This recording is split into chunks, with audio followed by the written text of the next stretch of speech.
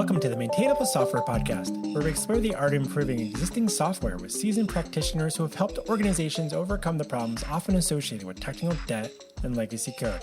I'm your host, Robby Russell. On this episode, Hila Fish, who is a Senior DevOps Engineer and SRE, is a public speaker, a core organizer of events like DevOps Days Tel Aviv, and a member of numerous tech communities. Hila joins us from Israel. Hila Fish, we're so glad to have you join us on Maintainable. Welcome. Hi, thank you for having me. So as you reflect on your experience in the industry, what do you believe are a few common characteristics of, dare I say, well-maintained infrastructure code? First of all, have an infrastructure as code, because some companies still do things the manual way, or at least have infrastructure as code, but not have everything in their infrastructure maintained in infrastructure as code. And then some of the things are manual, some are in code, and then it's very hard to maintain and really get a grasp of everything that you have. So if I say if you do something and adopt infrastructure as code, at least do it consistently and make sure everything that you have is maintained as such.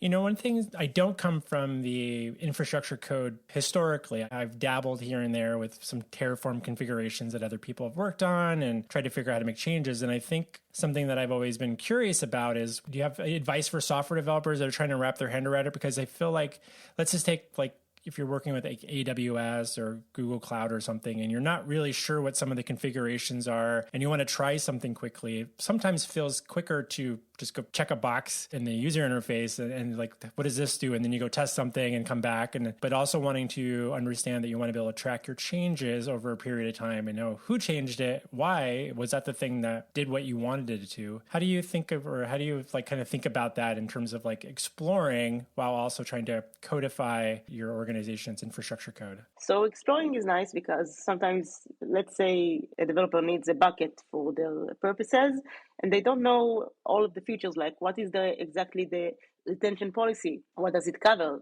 So in order to really understand all of these things, I'm all for doing things like experiencing it through your feet and really do whatever you need to do and get your hands dirty in order to make sure that you understand what you're doing. But then once that you finish to play with the things, now you know exactly what is needed and what are the configurations that you need. Now it's time to make it, organized and in code, and make sure that everything that you need is well conveyed in code as well. And it can be also established with self-service. So this is actually something that we did during work, in which they know what they need because they created some buckets until now. We created them the module of Terraform in Terraform to create the buckets, and then they just created themselves. They open a PR. I'm the one to just review the PR, see that everything is okay, and if so, I just approve it. So that way, I enable them to do whatever they want and still have guardrails as in the pull request review to make sure that it is done properly. How do you approach pre-planning while still fostering an environment that encourages experimentation and innovation within your software development teams? I know you're kind of talking about giving them a place to play and they can, send you a pull request when they're ready, but do you feel like they need a lot of training, or do you kind of just let people just do a lot of experimenting and then come back? When do you know that something that they're enabling or proposing may or may not be necessary? Is it just that outside of the realm of what your team just decides is acceptable, or is that kind of obvious? Developers usually know their realm pretty good, which is code. And then whenever they need to do stuff in infrastructure, which is usually the realm of us DevOps engineers or system engineers, then we are the ones to come and say, hey, are you sure you need that, or stuff like that. So yeah, there is a give and take in this area exactly. So if they ask for something, we don't just say immediately yes. We ask the relevant questions in order to make sure that what they ask for is really what they really need, and not just, hey, let's give us the biggest machine type in AWS just because we can. No, we can, but it will cost us, a lot of money, and we don't want that. So if you do request a GPU machine, let's understand why do you really need it. If they don't have this knowledge, and that's okay, we don't really expect them to know all the bits and pieces in infrastructure, because this is why we are there. At least we will be there in the pre-planning phase to understand, okay, are you sure that what you are asking is what you need? If not, let's see and really plan ahead in order to make sure that we don't waste too much money for the company, that we give your application whatever it really needs and not too much and not too less. I always find it interesting when the conversation around like how large of a container or CPUs you're going to need, or how large of a machine you're going to need to run your application on. If it's like a new prototype of something, are there some good strategies that you and your teams have figured out to like calculate something like that, to quantify that? Like, how do you go about having those conversations if it's like for internal usage for initially versus something that's going to be public facing? Is because sometimes I feel like some developers are just kind of guessing and they don't really know. And they're like, wow, this one seems, we'll see how far this one gets, right? And then, but I don't know if they know that there's necessarily a good way to calculate that process. Wise, I don't know if there's an actual calculate method that you can do. Maybe there is, and I'm just not aware of it. But the thing that I will do is that, first of all, I will set up dashboards for them also in Dev. Whenever they have their applications, they have dashboards to look at, and then they can spot trends. And also they can utilize stress tests and load tests in order to simulate production behavior as much as we can, of course. Nothing is really the same. But as much as we can, we will simulate production behavior. And then they can check the behavior of the application and say, okay, we gave it 4 gigabits of RAM, but it doesn't really need it. It needs only 200 megs, and that's it. So dashboards and monitoring in general, and also making sure you run the proper tests, like load tests and stuff like that, could help you understand if you calculate it correctly or not. When you're thinking about your interactions with software engineers, are there aspects of DevOps that you find are most often like misunderstood, like in terms of what your role or what's involved in DevOps, or maybe overlooked? So I would say that the whole culture of DevOps is basically, until, let's say, system engineers were like the guardrails, the gatekeepers of production, and they had to say no to everything, or at least that's what they felt, that they need to say no to everything that the software asked for, because software engineers ask for, because we need to protect production at all costs, right? So the whole idea of DevOps is basically, let's understand how can we say yes to you, because we understand we are both here for the same reason. We want to make our business successful. Both have like maybe different ways of achieving it, but we're still here for the same goal. So once we both understand that and we have this business mindset that we are here to make our company successful, now let's see how can I say yes to you.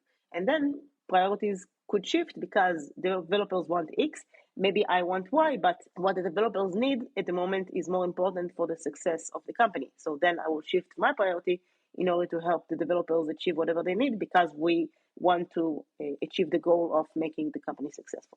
What do you think the contributing factors to that mind shift led to that? I mean, I'm remembering like I feel like you have a system engineering and a sysadmins and things like that, other titles that have been used in a couple of decades ago. I also think about like database administrators were a thing, and they were the ones protecting the data. Like the database needs to be protected at all costs, and like you had to get everything pre-approved with them. And I feel like that's drastically shifted quite a bit over the last few decades. Do you feel like it was more of a shift that there was a bottleneck there, or was it more of we needed to remove some barriers, or is it that there may be more of a cross-pollination of similar skill sets kind of overlapping more now, with like you're working on infrastructure code and like maybe rather than manually configure everything, not that there wasn't code and configuration files that could be versioned and and source controlled in the past and stuff like that, but like what do you think kind of contributed to that, the world where we find ourselves in now? I would say that, yeah, there was a bottleneck, the same as there was a bottleneck in terms of software engineers and DevOps or system engineers.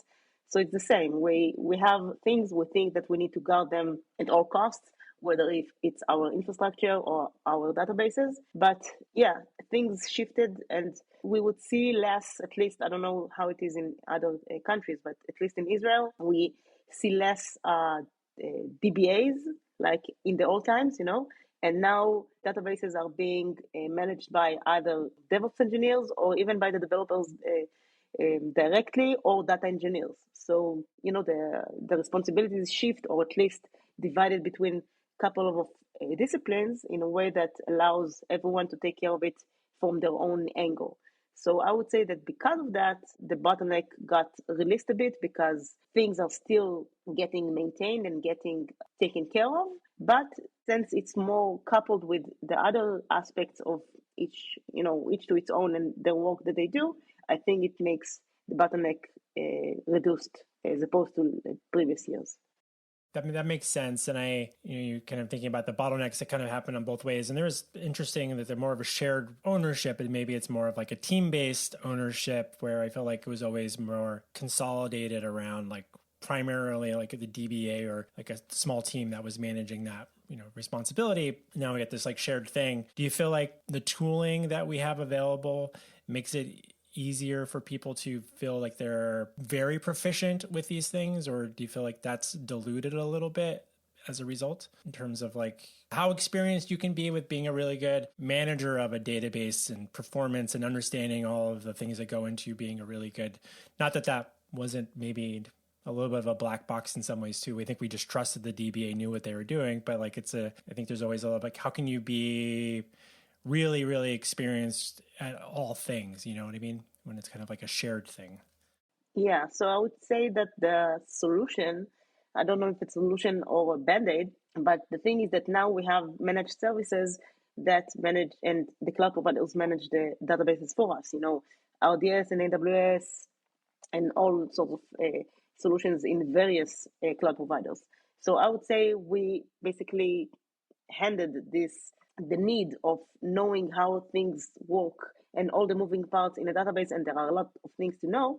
We moved it and we transferred the wand to the cloud providers and say, hey, please take care of it for us, and I will just use it as a user and just have my data stored, and that's it.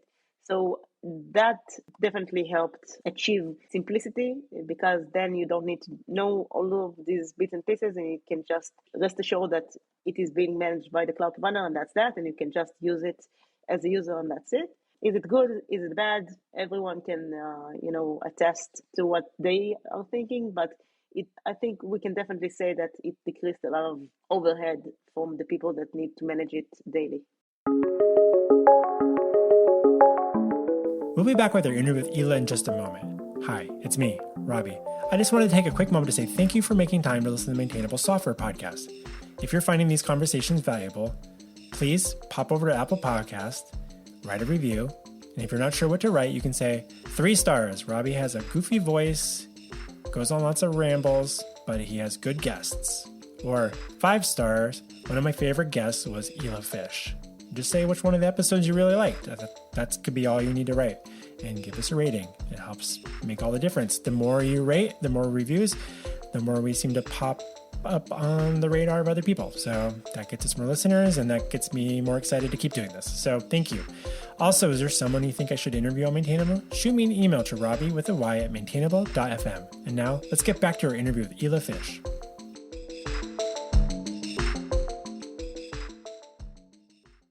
I think that's a fair assessment of that. So one of the topics that I was really looking forward to speaking with you about is about a project that you worked on related to migrating an entire development code base from Bitbucket to self-hosted Gitlab. I think that was a Bitbucket Cloud you were using prior, right? Could you first share some of the things that went into like the business decision, why your organization felt that was necessary, that led to the migration, and then maybe you can talk a little bit about like what led to I assume a successful outcome? So first of all, I'm not sure I can cover the business reasoning behind it, because it was in my previous companies, and I'm not sure I can discuss it or not. So let's leave it to a mystery.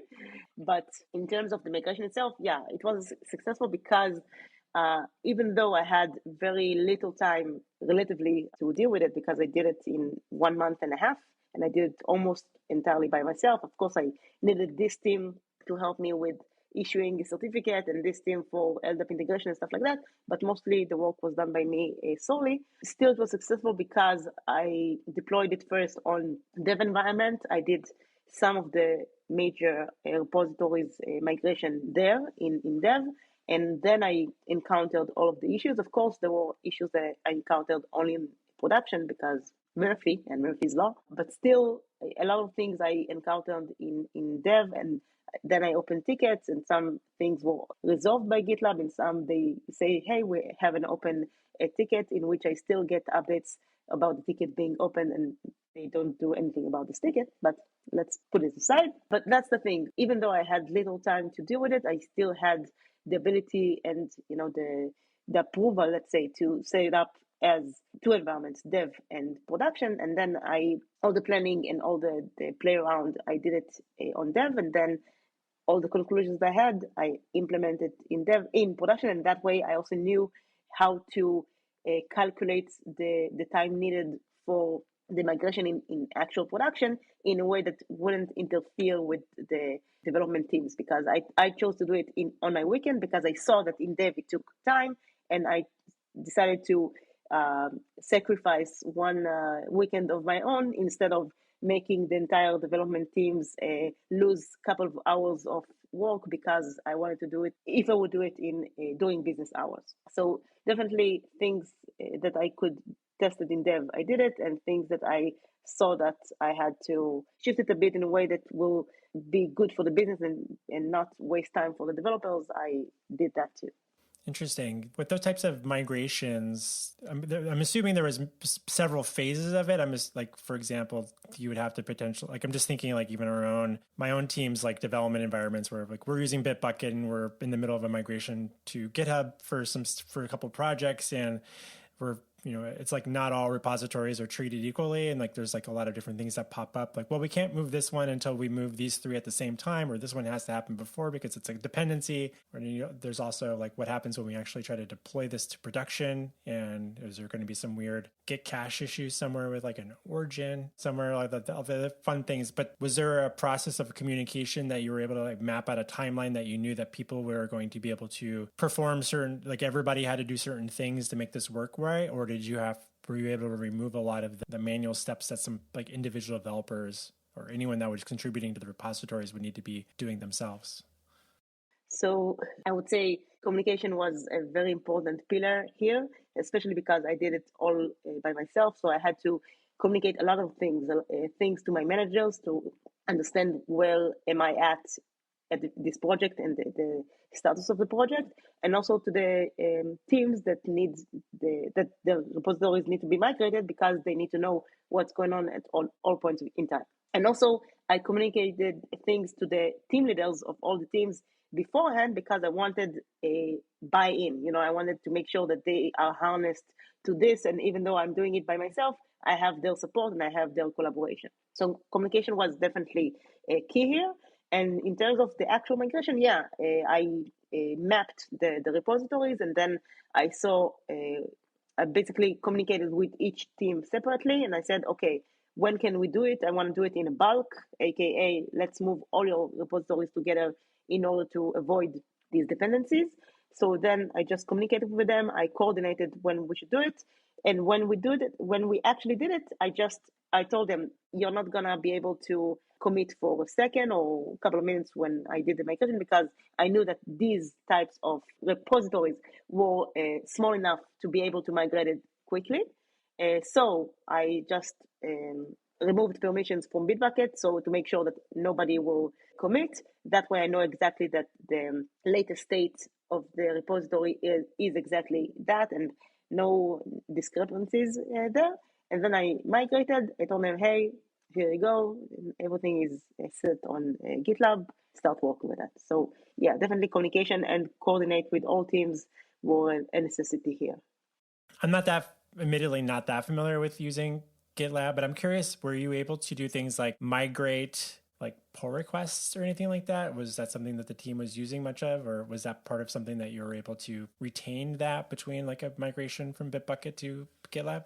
If I remember correctly, pull requests were migrated. Yes, they were migrated, but there was a hiccup or a bug in the migration or generally in GitLab, in a way that you have the pull request, but the creator of the pull request was administrator, aka the user that did the migration, which is me. Again, how did I know about it? I did it in dev.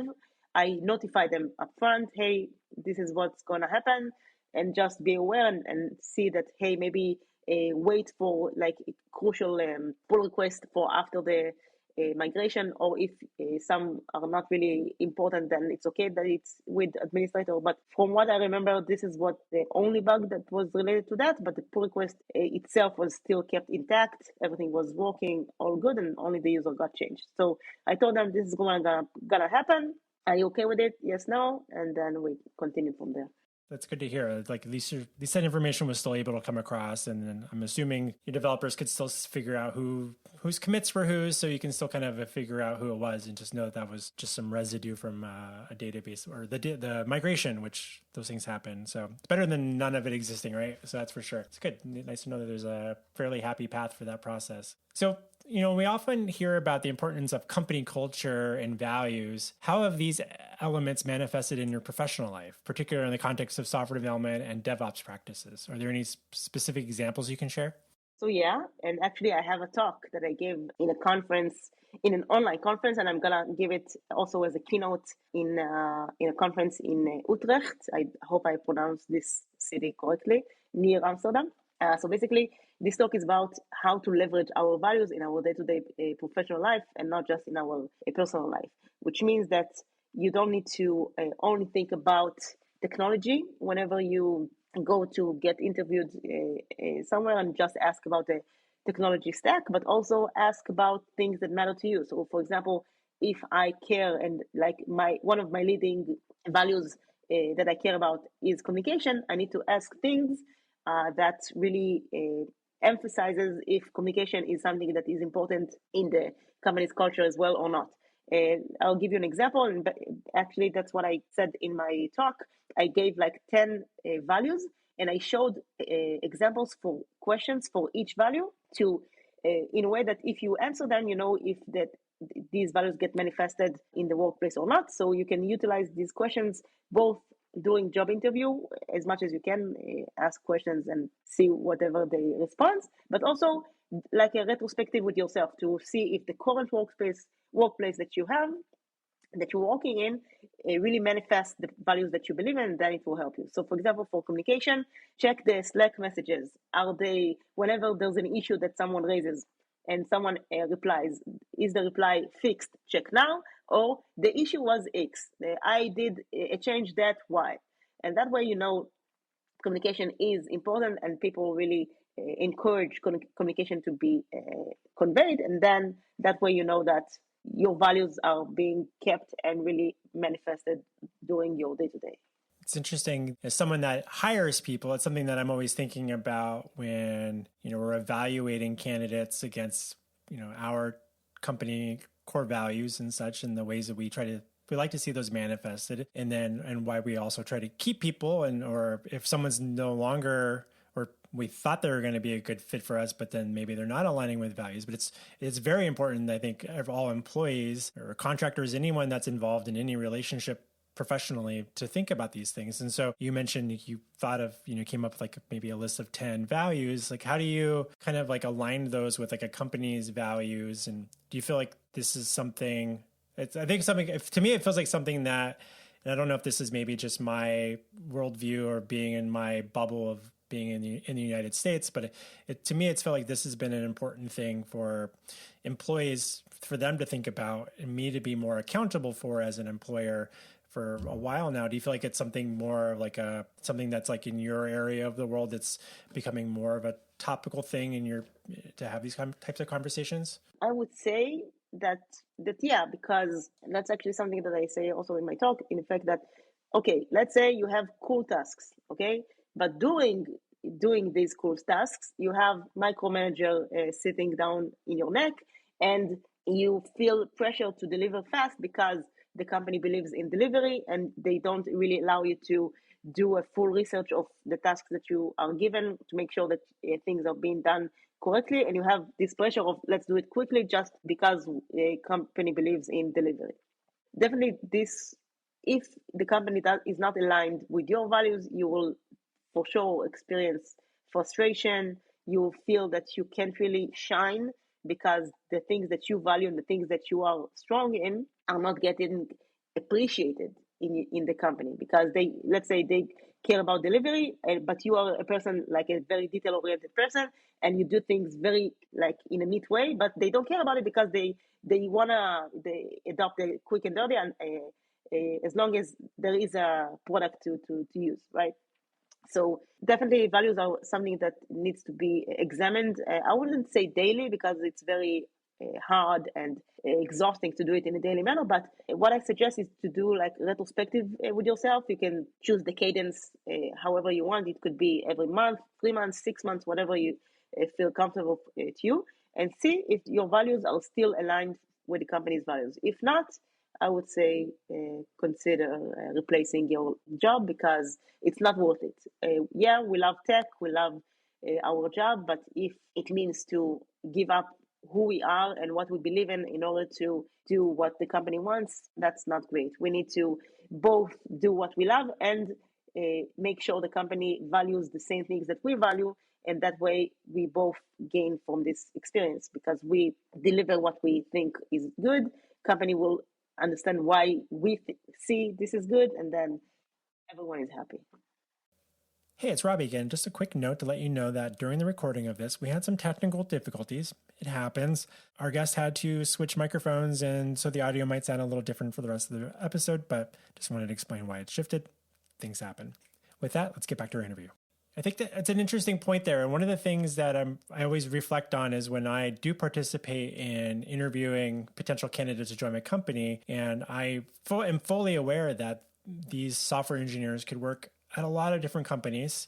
And I will ask them what it is about our organization that they feel like that would be good for them to want to join, and like what it is about us, the type of work that we do. And the percentage of people that will respond, well, you use technology X. And I'll be like, that's why you want to work for me? Because we just happen to specialize in this one technology, not because the type of work that we do or the type of clients we're servicing. Like, it's just the technology. And it always kind of weirdly bores me in a weird way. And I'm just like, that's like, do you have more to offer than that? But there's like an interesting balance also where I do need people that are excited about the technology and want to do that work. And so there's like this interesting struggle that I have of like, well, I don't want to project my ideas of like what we're doing, like trying to like inflate it to be like we're doing some grandiose thing, because we're a consulting company. We just help people with a similar type of technology stack. So if someone comes in and they're really good at that, excited about that, and they're really, really happy working with Ruby on Rails 8 hours a day, and then they go home and do whatever they're going to do the rest of their time, that should be okay too. So how do you kind of factor that like that type of thing up when you're looking for where you're working at and things like that? Do you find that there's some compromise, or is it that there needs to be like a lot of like 100% alignment there?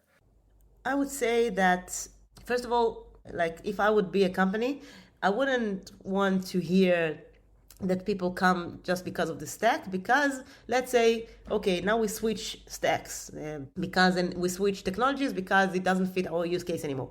So now you'll leave. You know what I mean? It's like, it shouldn't be that coupled. It should be, and also me when I get interviewed to companies, I remember I came to a company and I interviewed there, and I was disqualified because I didn't have much experience at the time with AWS. And why? Because they knew that my previous job beforehand, I worked 2 years with GCP. Okay, so just because I don't have experience on AWS, you would disqualify me?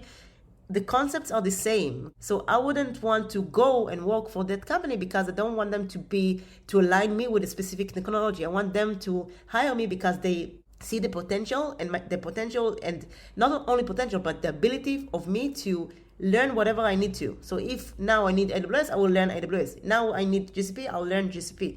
So you need, in my opinion, companies need to hire not based off the specific knowledge that the people have and bring with them, but what they are able to learn. So, and how you can measure it, you can ask about projects that they did and then see how they react or how they cover the aspects of learning the types of technologies implementing this project. For example, in the GitLab migration that I didn't know anything about GitLab beforehand, and I had to create the GCP project, deploy the Helm chart, which is pretty I think it's the most complex Helm chart I ever encountered, the GitLab one.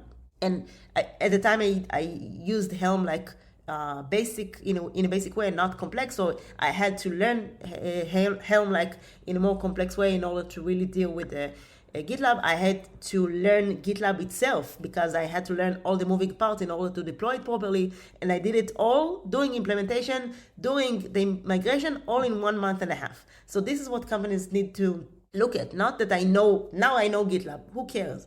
They need to see that I'm able to adapt to situations and learn new things on the go. And this is what makes me more valuable. Not the fact that I know AWS or GCP or whatever, but the fact that I'm able to learn whatever I need to on the go. So I think you make a really good point there. Like you're trying to look for, when you're looking for jobs, you're looking for employers that will see the potential and know that you can solve very different problems and adapt as things pop up and new change requirements. And that's important. And it's also important for those listening to hear that it's important to try to find people that show a lot of promise and potential. I think that makes sense for a lot of people, but I think one of the things I don't know, are you often in positions to be able to help recruit and hire people yourself very often? Not much. I did participate here and there in interviews, but not in a full scale.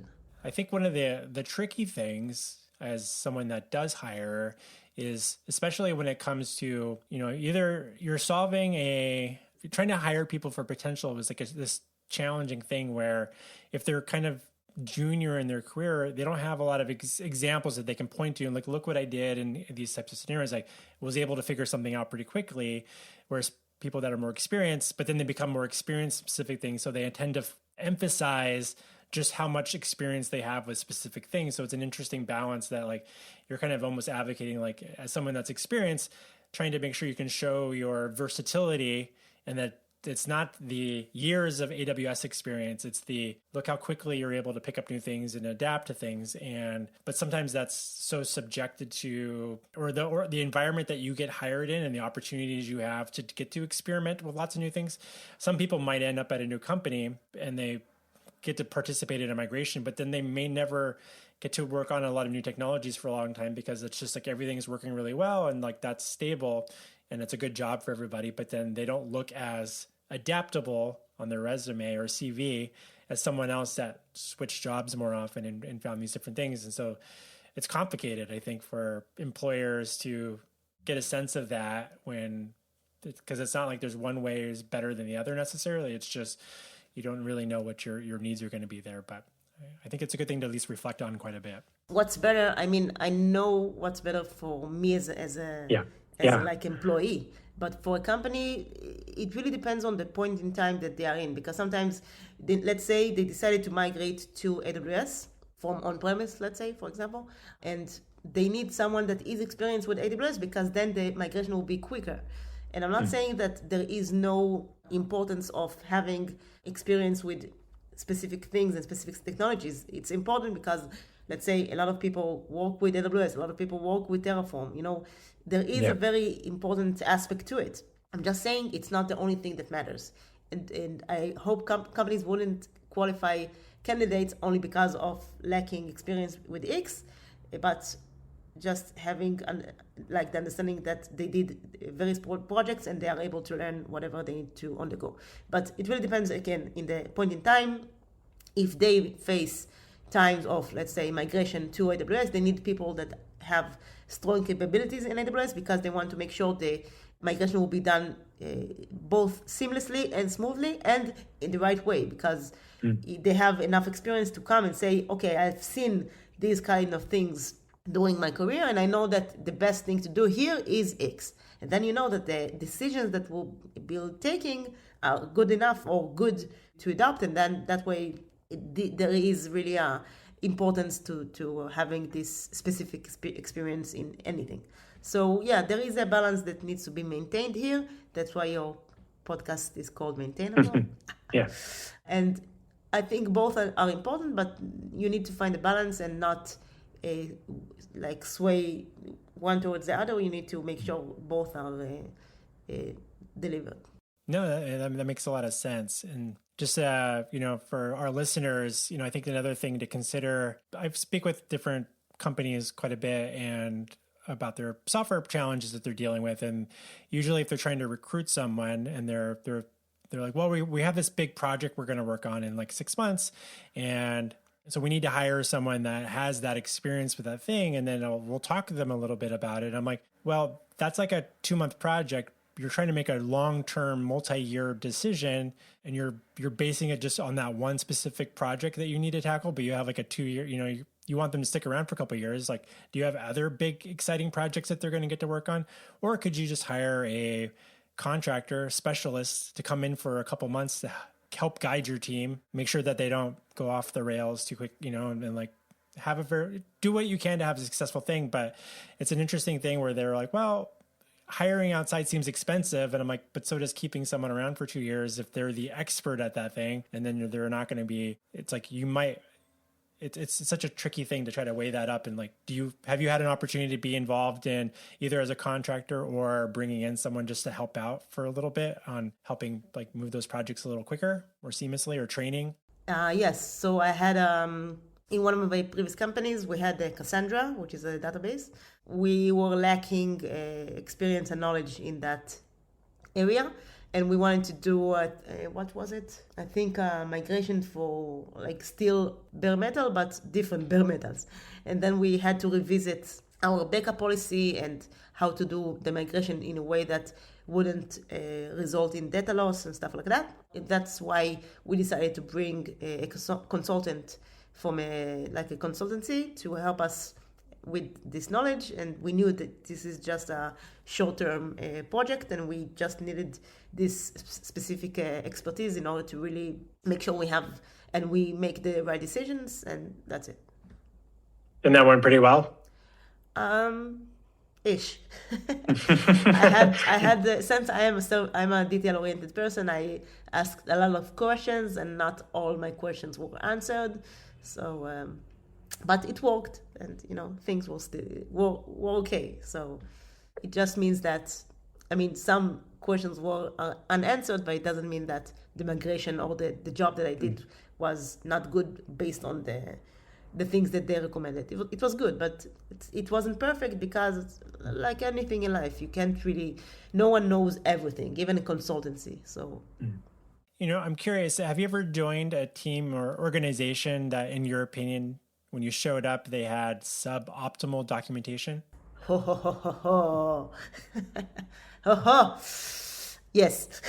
If that wasn't clear for my for my reaction, yes, definitely. Actually, I have a talk that I give in conferences about that too, about why should you write technical documentation and how to do it in a way that you don't have to be a technical writer in order to write documentation. It's super, super critical for transferring knowledge, for maintaining production systems, because not everything that is in production are things that I touched at. Some things only my team members did, and the onboarding that they did is not like in full extent. So if I have run books, for example, then whatever issues that I have with other systems that I not necessarily touched, then I would be able to maintain it. So that's why really documentation is so important for several and a lot of good reasons. And whenever I saw that companies or departments were lacking documentation, I either created them myself, or I just suggested it to my team leader or other team leaders and say, hey, we should cover this XYZ, and then they added it to the backlog and then to the sprint. It didn't kept only in backlog. And also another thing that I'm really recommending people to do is that in order to, let's say, there are tools out there that help you maintain documents and make sure that they are up to date and stuff like that. But let's say you don't adopt these tools and you want to do it the old-fashioned way. How do you do and make sure that documentation is part of your day-to-day? Make it as the task definition of done. AKA, only when documentation was added or updated, then you can close, and you may close the ticket in Jira or Monday, whatever tool that you're using. And that way you still, once it is enforced, once the team leaders say, hey, you close the ticket without documentation, if it's enforced, then it will be part of the day-to-day, and you know that in every ticket that you are handling, you need to make sure documentation is up to date or even existent. One of the challenges that I find with documentation is that I think it's a good thing to highlight. You can have part of your checklist, your definition of done, to think about, is this done? So it could be in your PR process or however your team agrees that they're going to work to each other. But when you are someone that joins a company or a team or switch teams in an organization and you start working on a project, you will quickly identify the documentation that seems to be missing because you're not finding it or it's not very clear to you. But it's very difficult to ascertain what documentation is no longer relevant or could be deleted potentially sometimes as well. Have you found you have any tricks up your sleeves on how to track that stuff down? Like, how do you find outdated or documentation that like people are just completely ignoring, but you think maybe I'm new, so I don't want to just assume that this can go away, and it may not be super easy to like tell who else has used this particular documentation. It's because that's the tricky thing about documentation. It's like who's reading this and using it. First of all, doing onboarding, the onboarding process, they ask you, hey, please read this documentation, and then you'll be onboarded to the team. And actually, I had it. I had a case where I started reading this documentation, and then I had questions about this documentation. I asked the relevant people. They said, it's not updated. I'm like, okay, so let's update it. So then he told me the relevant bits that needs to be updated. I updated the document. I didn't wait for someone else to do it. I did it myself. And then, we have a documentation that is updated. So this is one aspect. Another thing is basically, I would say, be attentive. Two things. First of all, check the publish date. If you see the publish date is 2 years ago, probably it wasn't updated and it's not really relevant, at least to some extent. And also check Slack messages. See if you have a question. I assume, companies utilize Slack the enterprise way, so you have history to check in. Search for your questions and see if people just replied or they refer to documentation. I have it all the time where in some cases, people refer me and other people that, ask the same questions to the documentation, and then great, we have it. Or they only reply in the Slack, and that, okay, it means that no one is really maintaining any knowledge base to transfer this knowledge. So by being attentive, you can identify these kind of things, and then okay, do I have documentation to rely on or not? And also in meetings, if I got referenced by documentation, I referenced documentation myself. When people ask things, I'm like, there's a doc for that, here, check it out.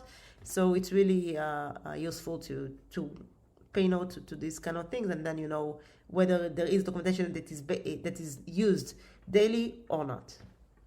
That's some good advice there. I think even just the referencing around when you're in meetings or in Slack or what have you, when someone asks a question and you respond to them with documentation, sometimes one of the things that I've start trying to remind myself to do is not just use that as an opportunity to share a link to, a page to Confluence or wherever we have our documentation, but to also, sometimes I don't know where the documentation is offhand, but I might go search for something, and so then part of my response to someone might be, that's a good question. I went to search in Confluence and I searched for this, and this came up with these couple of responses, and this one might be what you're looking for, so that I can leave a little bit of a trail, maybe breadcrumbs of like how I thought about searching for something similar.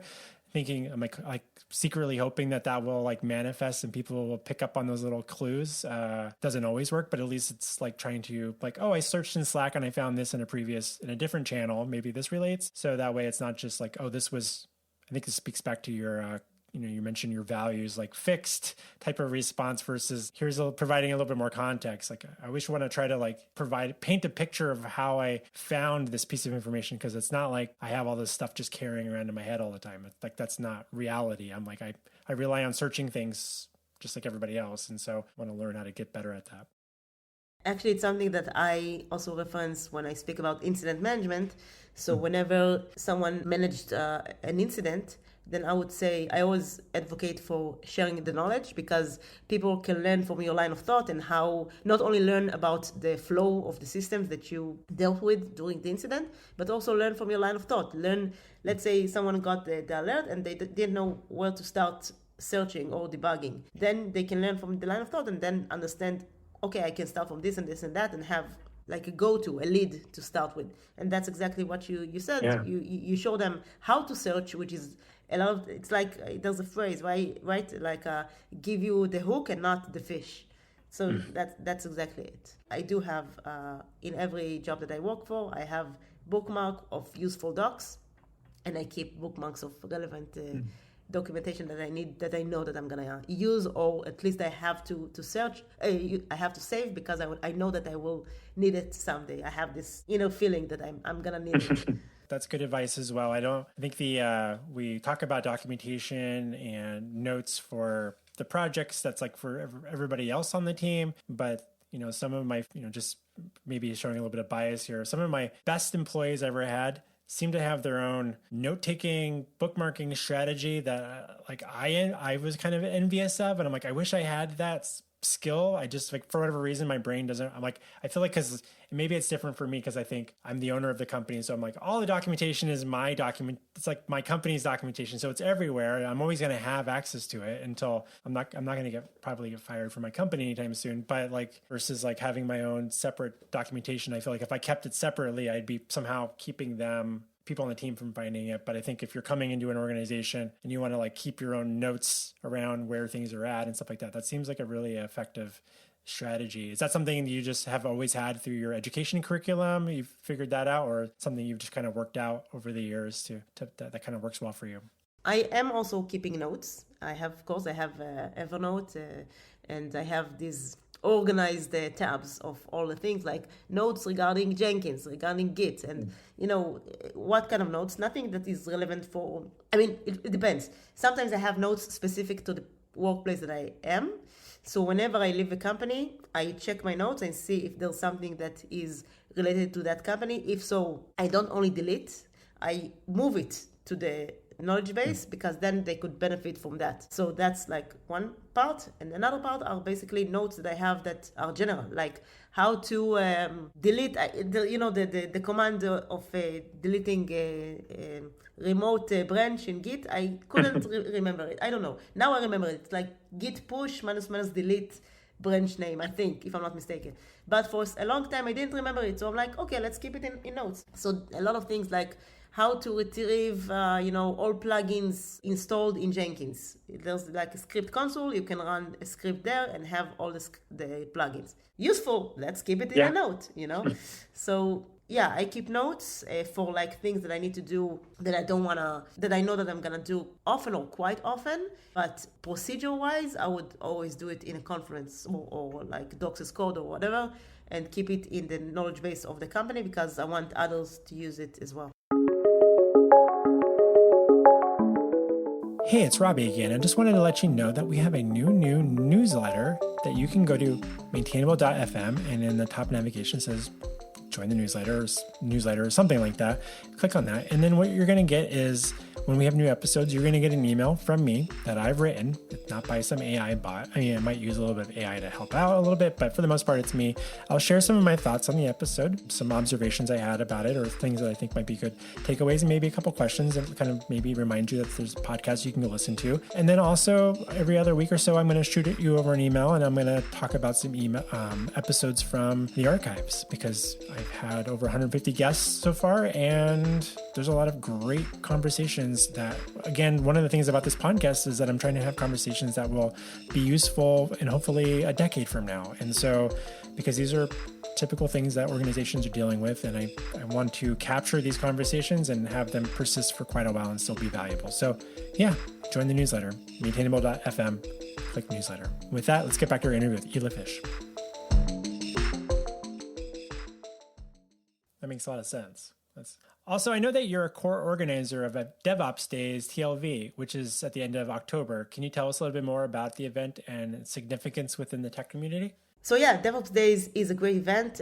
Specifically in Tel Aviv, it is at the end of October, which actually falls on the dates of Halloween. So that's why our theme for this year is horror stories. So we hope people will come with masks and stuff like that. And the significance of DevOps Days is a huge one, because not only in Israel, where the tech community is very big and people love to come together, discuss tech, meet each other, mingle, network, and listen to technical talks, but also because of the open spaces that we have. And you have open spaces in all DevOps Days events, because there are DevOps Days in Birmingham, London, Chicago, whatever, in a lot of places in the entire world. And in every DevOps Days event, you will find open spaces, which means places where you can just, let's say you don't want to go and listen to a talk at the moment, you want to talk with like-minded people about any topic that comes to mind. So, the event organizers, in our case, it's me in Tel Aviv and other people, of course, and in other places, other people. We send out a form. You fill out what topics that you want to cover in the open spaces. And then there are tables, and you have several groups, and each group talks about a different topic. And this is good. And this allows the community to come together, discuss burning issues, discuss a lot of things. So I would say that, the significance of this event and other events are really important for the tech community, because people really love to come together, ask for opinions, ask how do you do this in your company, and stuff like that. I'm really looking forward to the event this year, and I'm sure it's going to be great. That's awesome. So, and I hope that people show up and wear masks or participate in their horror stories. I think about, curious, I know that you're one of the organizers of DevOps Days in Tel Aviv, but also HashiCorp ambassadors, AWS community builders, women in DevOps, etc. For those listening that might be curious about getting or volunteering or contributing with some of these types of events, for you personally, how have these affiliations kind of contributed to your professional growth and your knowledge sharing, in your approach in professionally speaking? I would say it definitely contributed. I can definitely say I didn't do it for that. I did it for the sake of, humanity. I really love to help people and share knowledge and help other women excel in their jobs and stuff like that. But it started out as just a community work that I do. And this is not only started, this is still why I'm doing it. But I noticed it had a positive impact on my career as well, because now I go to conferences in Israel and people know me. I'm like, how do you know me? Because I saw a post on you online and I saw that you did this and stuff like that. I'm like, okay, that's cool. So there is a positive impact, and it's great to see that the community work is being appreciated, but mostly that people understand the importance of community. And this is what really moves me, let's say, because I really believe in the importance of a community. I think this is what helps people come together, share experiences, and basically that's why it's really, I'm glad that we have this thriving community in Israel, because it's really, we see that it actually works by bringing people together. So. And I appreciate you kind of pointing that out. And, I framed that around how has it helped you professionally? And in hindsight, I should have asked, how has it helped you personally? Do you feel like it's changed how do you feel like it's something you felt like you needed to do and you've done, or do you feel like you've personally do you feel better and prouder of how you're spending your time, and that there are byproducts that it can help you professionally? I think I've seen in different incarnations over the years that people want to share their appreciation to those that are helping foster community. And so I think, for the most part, I think people want to see people succeed professionally and they want everybody to succeed. So, but do you feel like it's also maybe on a personal level, it's also helping you in your kind of standing as a human on the planet? Yeah, because once I started out with public speaking, for example, I did it to share knowledge, but then all of a sudden, because I'm more recognizable in the community, people are coming to me and say, hey, it's even, I consider it as an inspiration for you to see you on stage, because it feels like I can do it as well. I, of course, usually hear it from women, but still. And I'm like, okay, wow, inspiration is a very big word. I'm honored to be considered as an inspiration. So things that started out as just me supporting the community, helping people come together, resulted in people really taking it to their level, to their personal, not issues, but personal pain, and say, hey, if she can do it and she does it, I can do it too, because she started out regularly, she just submitted a talk and that's it, or whatever. So that's exactly it. I see that the things that I started out, from my personal angle and my personal bracket, I see that it impacts other people as well in terms of their personal life, and also their understanding that community is very important. But of course it also impacts my professional life, because let's say because of this community work, I know a lot of companies. So if I want to go and interview in that companies, I now have contact people to have like my foot at the door, for example. So I would say there's positive things all around, personal and professional as well. Nice. Do you, as you reflect back on when you started doing that, again, for people listening that are maybe curious about getting involved, but they're thinking, well, who am I? Why me? Maybe they're not ready to speak at a conference. I don't know if you started speaking first and then you started helping out with other types of event organizing, or did you do event organizing and be like, oh, I could probably talk, or did you already have that skill set and comfort level to get up on a stage or to get on a podcast or to give a talk online or host a webinar? Like those are not things that you don't born having that skill set necessarily. So do you remember what it was like just to get over that first few experiences? Not only I remember, I tell this story quite often to help people understand that, hey, I started out just as you. So I started out with the community work because I'm organizing DevOps Days along with Sharon and all of the great people for, I think, the last 4 or 5 years now. And how did I start with public speaking? At the end of 2021, during DevOps Days, there was one speaker that bailed on us. And we took an Ignite talk. Ignite is a talk of 5 minutes. We bumped it to be a full talk. And then we had a missing slot of an Ignite of 5 minutes. And it's only a couple of days before the event. Who we will bring? And then Sharon, the main organizer, Sharon Zitzman, she's force of nature, this woman, she came to me and say, okay, please bail us, take this slot, do it. And I'm like, no. And she said, you're gonna do it. And I'm like, no, I'm not gonna do it. And she said, no, you're gonna do it. That's it. End of discussion. I'm like, no, I don't have things to speak about. I don't have time. All of these, the fears and everything surfaced. I'm like, I'm not gonna do it. And then she's like, okay, thank you very much. And she just ended the discussion there and like, fact, you're gonna do it. And that's it. I'm like, okay. And then I sat down. I thought about, a topic. I created the presentation, practiced it, and then went up on stage, and then it started out my entire really whirlwind of conferences, because I spoke until now, I think, in more than 25 or 30 conferences, physical ones, and also online. So a lot of conferences in the last year and a half. So it started out like that. I was fearful like everyone. I thought I don't have anything to say like everyone. And I got a reality check that, hey, I have things to discuss, I have knowledge to share, and now I have like 7 or 8 talks that I give in conferences. I had the same fear like everyone, and that's why I'm saying, hey, if you have this fear, that's okay to have fears. Do it anyway, okay? And I'm here if you want to discuss. Reach out to me in LinkedIn or Twitter, I will help you. And you don't have to talk in conferences as a first phase. You can talk in meetups. There are meetups everywhere. Talking meetups, this is a great first step towards public speaking.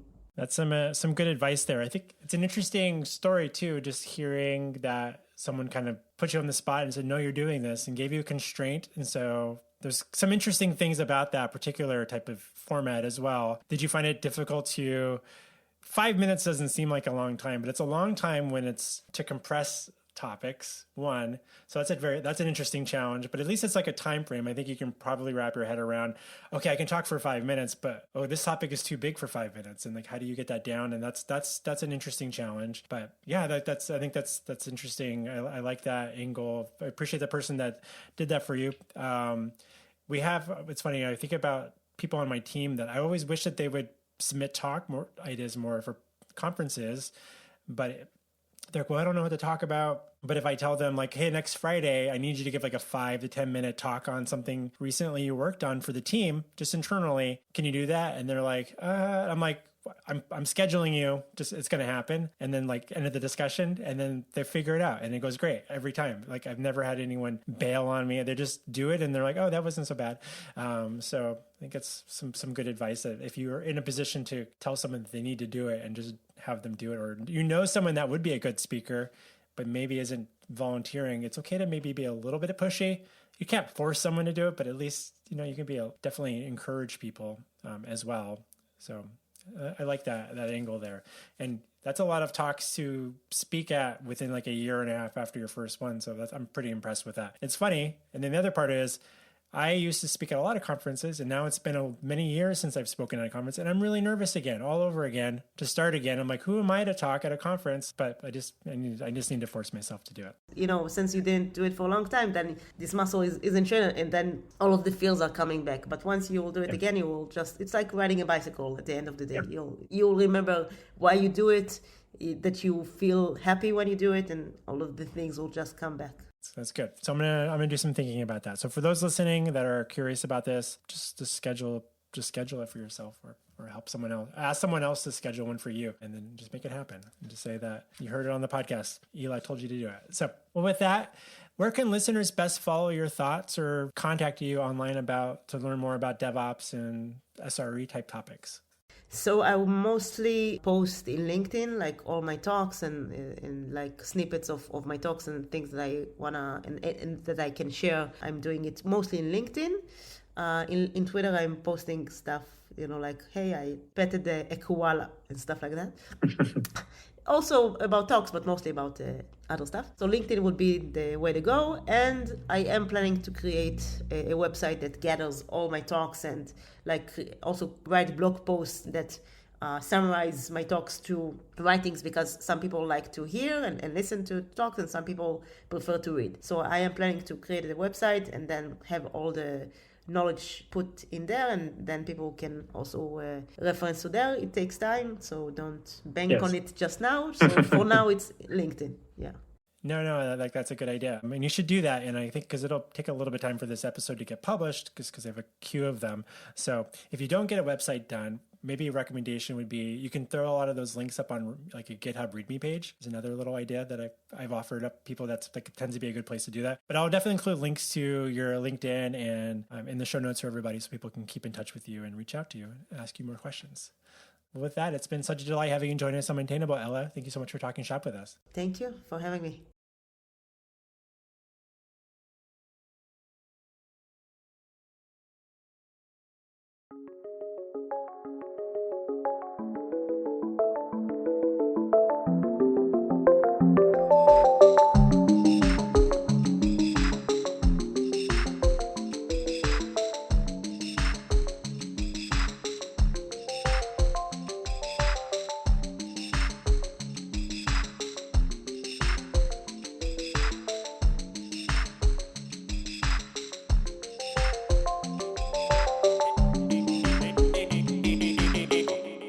Maintainable.